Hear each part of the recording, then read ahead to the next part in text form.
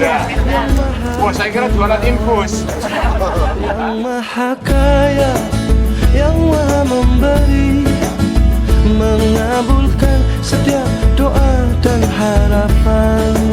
Segala duka hatiku hilang-hilangkan, semua salah dosaku mohon ampunkan. Air mata lukaku hapus-hapuskan, doa hari-hariku harap kabulkan.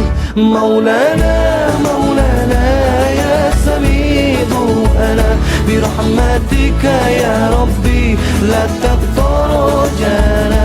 Maulana, Maulana ya Sami'u. Kami warga Kota Makassar mengucapkan banyak terima kasih kepada Bapak Pandam Hasanuddin beserta stafnya karena adanya pasar Ramadan membantu warga untuk belanja murah.